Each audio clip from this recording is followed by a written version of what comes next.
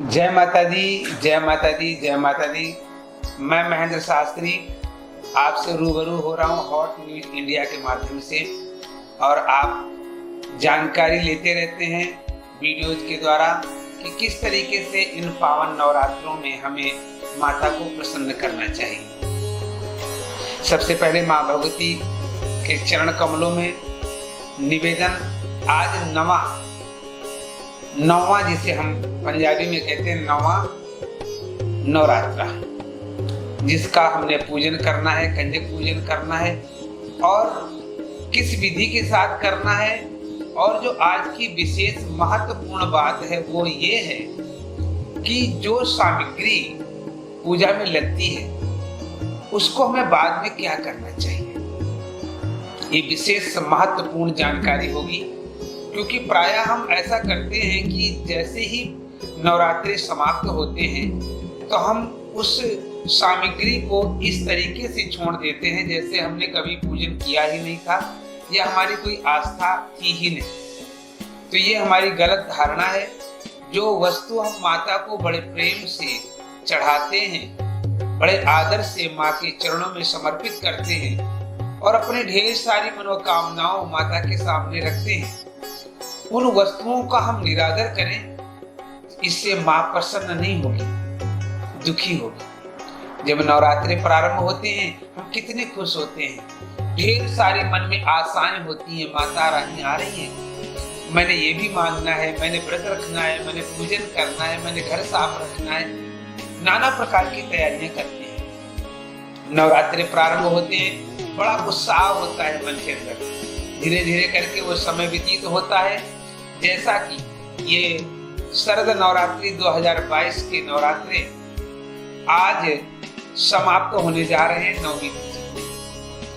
नौवीं तिथि क्यों मान्य है? क्योंकि 9 का अंक पूर्णांक कहा गया है।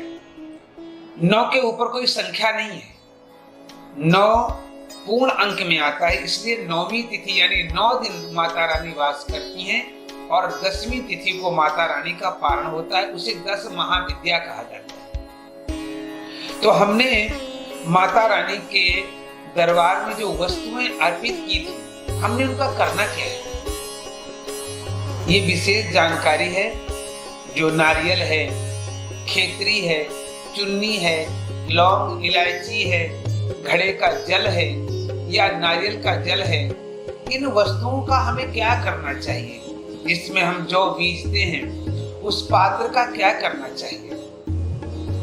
बंधुओं, माता रानी का पूजन करने के पश्चात, कंजक का पूजन करने के पश्चात, भोज्य पदार्थ खिलाने के पश्चात, कंजकों को विदा करने के पश्चात पुष्प और चावल लेकर के माता रानी के सामने खड़े होना है। खड़े होकर के माता रानी से प्रार्थना करनी है, हे भगवती, इन 9 दिनों में मेरे द्वारा, मेरे परिवार के द्वारा अगर कोई त्रुटि हुई है तो क्षमा करना। माँ भगवती का हृदय बड़ा ही कोमल है। अपने बच्चों पर कभी भी कोई अगर अज्ञानतावश कोई अपराध हो जाए तो माँ क्षमा कर देती है, क्योंकि मैं हमेशा ही कहा करता हूँ, कुपुत्रो जायेते क्वचिदपि कुमाता न भवति। माँ कुमाता ना अभवती, माता कुमाता ना अभवती। ठीक है, अगर हमारे द्वारा कोई किसी भी प्रकार की अगर कोई त्रुटि हो जाती है तो माता रानी क्षमा कर देती है। जो खेतरी हम बीजते हैं, कभी कभी इतना सुंदर स्वरूप निकल के आता है, इतनी इतनी बड़ी बड़ी हो जाती है, उसमें हम माँ का दर्शन करते हैं और हमारे अंदर ये भाव आते हैं कि माता रानी बड़ी प्रसन्न है, हमारे घर में कितनी सुंदर खेतरी हुई है। आपने पुष्प चावल लेके भगवती की प्रार्थना की, फिर वो जो जयंती खेतरी बीजी थी उसमें भी थोड़े से फूल चावल चढ़ा करके क्षमा प्रार्थना करनी है। जो कलश में आपने नारियल रखा है, कलश जो बनाया है जिसमें वरुण आवाहित देवताओं का पूजन किया है, गंगा, यमुना, सरस्वती, नर्मदा, कावेरी, तुंगभद्रा, इन समस्त तीर्थों का जल उस कलश में समाहित है। उस कलश के जल को क्या करना है ये भी आपको बताएंगे और बड़ा इंपॉर्टेंट होगा ये। विषय कि हमने करना क्या है, जिन चीजों को मंत्रों के द्वारा आवाहित करके हमने अपने घर में रखा है उनका हमने उपयोग क्या करना है। कभी कभी ऐसा होता है, मैंने देखा है लोगों को कि पूजन जब समाप्त हो जाता है, नवरात्रि समाप्त हो जाते हैं, तो जितनी भी सामग्री होती है या तो किसी मंदिर में उठा कर रख देते हैं या किसी चलते हुए बहते हुए जल में प्रवाहित कर देते हैं। प्रवाहित करने की वस्तुएं होती हैं, ऐसा नहीं है कि क्या प्रवाहित करना है क्या नहीं करना है, ये विशेष जानकारी होनी चाहिए, क्योंकि कभी कभी हम जाने अनजाने में वो सारी चीजें पानी में प्रवाहित कर देते हैं जिससे हम दंड के अधिकारी होते हैं, क्योंकि जल के देवता वरुण है।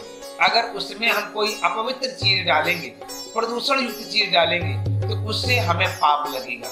इसलिए पुण्य के साथ साथ हम पाप के भागीदार कहीं न कहीं हो रहे हैं। इसलिए सावधानी पूर्वक इन वस्तुओं को किस तरीके हमने उपयोग में लाना है, ये विशेष जानकारी आप तक पहुंचा रहा हूं। जो खेतरी है उसको आप अपने छत पर जाकर ईशान कोण में रखें और ईशान कोण में तब तक रखे रहने दें जब तक वो मुरझा न जाए और वो सब मिट्टी में न मिल जाए।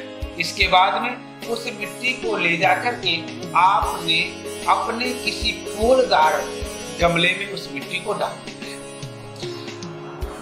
प्रयास ये करना है कि किसी भी कंडे वाले यानी कांटे वाले जगह पर उसको नहीं डालना है, जहां पर पवित्र जगह हो उस जगह पर हमने डालना है। दूसरा प्रयास ये करना है कि जो खेतरी होती है उसका विसर्जन करने के बाद में उनको हम गाय माता को खिला सकते हैं, क्योंकि गाय माता में 33 कोटि देवताओं का वास है। तो अगर वो गाय माता खा लेती है तो इससे पवित्र और कोई जगह हो ही नहीं सकती है। अगर हम गाय माता को नहीं दे सकते हैं तो अपमान न करें। जिस तरीके से आप जाकर के मंदिर में रखाते हैं, फिर आपको सुध ही नहीं कि हमने जिस चीज का पूजन किया था वो इतनी निठुरता के साथ में कैसे रख सकते हैं। ये बहुत गलत बात है। हमें बहुत जानकारी रखनी चाहिए और जानकारी लेनी चाहिए। जो मिट्टी है उसको आपने गमले में डालना है, और जो एक कुंडा है मिट्टी का जिसमें आपने बीजे थे जौ और जिस पर वो जयंती निकली थी, उसको साफ करके आप चिड़ियों को पानी देने के लिए रख सकते हैं। उस पात्र में जल भर के रखें जिससे चिड़िया पानी पिएंगी, या उसमें बाजरा वगैरह डाल करके छत में रखें जिससे चिड़िया खाएंगी। उसको उपयोग में लाना है, ये नहीं कि उसका अनादर करके फेंक देना है। अब रही बात कलश की। कलश में जो नारियल है उसका हमने क्या करना है, उस नारियल को छीलना है। छीलने के बाद जो जूट निकलेंगी, जो जटाएं निकलेंगी, उसको और थोड़ी सी रुई लगा करके, कॉटन ला करके एक पिल्लो बनाएं। उस पिल्लो को आप अपने छोटे बच्चे के सिरहाने रखें। उसको कभी भी गलत सपने नहीं आएंगे, डरावने सपने नहीं आएंगे। बच्चे की बुद्धि का विकास होगा, बच्चे के अंदर आप परिवर्तन देखेंगे, बच्चे के अंदर मानवता आएगी, बच्चा जिद करना छोड़ देगा और बच्चे में वो आपको चीजें दिखाई पड़ेंगी जिसकी आपने कल्पना नहीं की है। क्योंकि वो जो नारियल का जूट है वो पॉजिटिविटी देता है। हम क्या करते हैं, निकाल करके उसको कूड़े में फेंक देते हैं, तो हमने पाप किया है। पुण्य के साथ साथ अब कहीं ना कहीं बहुत बड़ा पाप कर रहे हैं, क्योंकि आप जब पूजन करते हैं तो सम्मान हो गया, लेकिन उसके बाद जब आप अनादर करते हैं, चलते हुए रास्ते में फेंक देते हैं, किसी पेड़ के नीचे रख देते हैं, ये महापाप है। इससे अच्छा है कि आप इस कार्य को ना करें। उस जटा से निकला हुआ जो जूट है उसमें कॉटन मिलाकर के आप पिल्लो बनाइए, बच्चे के सिराने रखें, उसके अंदर अच्छे विचार आएंगे। उसके सिराने रखने से उसको कभी भी डरावने सपने नहीं आएंगे।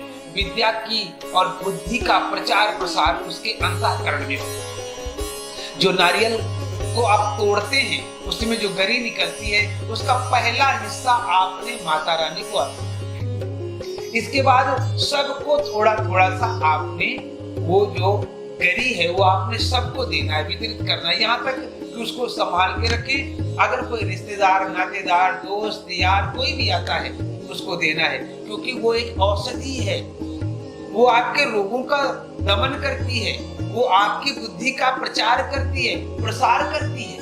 क्योंकि उसको देवताओं के द्वारा पूजित किया गया है, उसमें देवताओं का आवाहन किया गया है, इसलिए वो प्रसाद है और प्रसाद का कभी निरादर नहीं करना चाहिए। अब उस गली के अंदर, गोले के अंदर निकला हुआ जो जल है उसको आप चरणामृत के रूप में थोड़ा थोड़ा ले सकते हैं, और जो बच जाए तो जो कलश का जल है, जो कलश का जल है उसमें आपने उसको मिक्स कर देना है, और एक प्रेशर वाली छोटी सी गड़वी टाइप में लेकर के आते हैं, बॉटल लेके आते हैं, जैसे स्प्रे निकलता है इसी तरीके से उसको डाल देना। आपने पूरे घर में 8 दिन तक स्प्रे करना है। आप देखिए आपके घर में पॉजिटिविटी आएगी। दूसरी बात, आप कलश के अंदर सुपारी डालते हैं, सिक्का डालते हैं, उस कलश के अंदर जो सुपारी और सिक्का है उसको आपने सुपारी और सिक्के को बांध के लाल कपड़े में, आपको जो एंट्रेंस का दरवाजा है जहां से आप इंटर होते हैं घर के अंदर, वहां पर इसको बीच में बांध, आपके घर में नेगेटिविटी आनी बंद हो जाएगी, और माता लक्ष्मी जो आपसे रूठी हुई हैं, जो आपके यहाँ गलत कामों में जा रही हैं, बीमारी में, रोगों में, कष्टों में जा रही हैं, वो जाना बंद हो जाएगा। आपके घर में पॉजिटिविटी आएगी, माता लक्ष्मी आएगी। इसके बाद में जो चुनरी होती है, जो हम माता को बड़े भाव से अर्पण करते हैं, उस चुनरी को क्या करना है, उस चुनरी को ले जाकर के माता के दरबार में जाना है और उस चुनरी को माता के चरणों में अर्पण करना है, या किसी छोटी सी कंजक को भी आप अर्पण कर सकते हैं, पर निरादर नहीं करना है। मित्रों, हम जाने अनजाने में कहीं ना कहीं बहुत बड़ी भूल करते हैं। हमें लगता तो है कि हमने पूजन कराया है, हमने पाठ करवाया है, हमने हवन करवाया है, हमने माता रानी का दरबार सजाया है, हमने कंजकें खिलाई हैं, हमने हलवा पूरी बना करके माता को प्रसन्न किया है, लेकिन बाद में आप निरादर भी कर रहे हैं, और ये बहुत बड़ा पाप है। जिसको इतने सम्मान से बुलाते हो, जिनसे अपनी आकांक्षाओं को रखते हो, जिनसे अपनी मनोकामनाओं को कहते हो, जिनसे अपने कष्टों को निवारण के लिए प्रार्थना करते हो, जिनसे अपने दुखों को दूर करने के लिए बातें करते हो, जिनसे अपनी मनोकामनाओं को पूर्ण करने के लिए आप व्रत रखते हो, उनका आप निरादर करते हैं।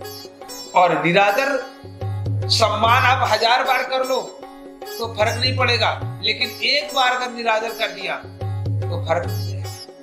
आप अपने जीवन से ले लें, आप किसी के यहाँ जाते हैं, आपका 10 बार सम्मान होता है, और एक बार अगर अपमान हो जाए तो वो 10 बार का सम्मान आप भूल जाएंगे, एक बार का अपमान आप याद रखेंगे। तो आप क्या कर रहे हैं, आपने माता को बुलाया, 9 दिन पूजन किया, उनकी आरती गाई, भजन किया, दान किया, हवन किया, सब कुछ किया, लेकिन बाद में आपने कहीं ना कहीं उनका निरादर भी किया, और निरादर से क्या हुआ कि जितना पुण्य आपको मिलना था वो तो समाप्त हो गया, और पाप के भागीदार अलग से बन गए। तो मेरा आज का जो विषय है वो यही है कि 9वीं के दिन जब आपने माता का पूजन करना है, कंजकें खिलानी या कंजकों को खिलाने के बाद जब आपने विसर्जन करना है, तो हाथ में फूल चावल लेकर के यान्तु देव गणा सर्वे, यानी कि गणेश और लक्ष्मी हमारे घर में वास करें, और जितने भी देवता आए हुए हैं, जितने भी देवता आए हुए हैं कौन कौन है, ओंकार, कलश कुंभ, नवग्रह, भैरव, हनुमत, माता रानी, जितने भी देवी देवता हमारे यहाँ आए हुए हैं वो अपने अपने धाम को जाएं। फिर जब कभी आपका आशीर्वाद होगा, फिर कभी जब आपकी आज्ञा होगी, तो इसी प्रकार फिर हम पूजन करेंगे। अब जो सामान हमने माता को अर्पित किया है उसका हमने जो करना क्या है वो हमने आपको वीडियो के माध्यम से बताया है। अगर आप ऐसा करते हो तो आप माता के सच्चे भक्त हो, और अगर आप सारी सामग्री उठाते हो, एक झोले में पैक करते हो, जाकर के मंदिर में कोने में कहीं डाल देते हो, तो ये आप अपराध कर रहे हैं, बहुत बड़ा अपराध है। आप पुण्य के नहीं, आप पाप के भागीदार बन रहे हैं। तो आप इस वीडियो को देखें और हमारी बात को पहले गौर से सुने, फिर उसमें अमल करें कि जो महेंद्र शास्त्री द्वारा आपने सुना है क्या सही है या गलत है। हमें लाइक और कमेंट करके जरूर बताइएगा। आपका कमेंट, आपका बताया हुआ हर मार्ग हम प्रशस्त करेंगे, आपकी हर बात पे हम गौर करेंगे। हमारे चैनल का यही विचार भी है और ये सोच है कि हम आप तक नई नई जानकारियां पहुंचाते रहें, ताकि जिन लोगों को धर्म के बारे में पता नहीं है, दोष आपका नहीं है। दोष आपका इसलिए नहीं है कि आप एक भक्त के रूप में प्रयास करते हैं माता को मनाने का, लेकिन जिस भक्ति के साथ आप माता को मनाने का प्रयास करते हैं उसे कहते हैं अंधी भक्ति, जो ज्ञान के बिना अंधी है। और अंधी भक्ति का कोई महत्व नहीं होता है। ज्ञान होना जरूरी है। भक्ति का मतलब क्या है? ज्ञान होना। जब आपको ज्ञान होगा कि मैं क्या कर रहा हूँ, क्या नहीं कर रहा हूँ, क्या करना चाहिए, क्या नहीं करना चाहिए, इसका मतलब क्या है, ये सारी जानकारी आपको हमारे वीडियो के माध्यम से मिलेगी। आप हमें फॉलो करते रहें, लाइक करते रहें, शेयर करते रहें, देखते रहें हॉट न्यूज इंडिया। और मैं आपको महेंद्र शास्त्री आपको वो जानकारियां दूंगा जो आपको शायद अभी तक प्राप्त नहीं हो पाई होंगी। आप नवरात्रों का ये पूजन करें और जो विधि मैंने आपको बताई है उसको जरूर एक बार करें। आप पिछले नवरात्र जितने किए हैं उनको छोड़ करके जो अब की बार मैंने विधि बताई है, जब आप करेंगे तो आपको बहुत फल प्राप्त होगा। माता रानी आप सभी का कल्याण करें, आपके घर में मंगल हो, आपके घर में शुभ कार्य होते रहे, धन धान की वृद्धि हो, यही माता रानी से प्रार्थना है। एक बार माँ भगवती का हम नाम लेते हैं। सर्व मंगल मांगल्ये शिवे सर्वार्थ साधिके शरण्ये त्र्यंबके गौरी नारायणी नमोस्तुते। आपने जिस मनोकामना के द्वारा घर में जोत जलाई है, माता को बिठाया है, वो सारी मनोकामनाएं माता रानी आपकी पूर्ण करें। यही हमारी और हमारे चैनल की तरफ से आपको ढेर सारी शुभकामनाएं। जय माता दी, जय माता दी, जय माता दी।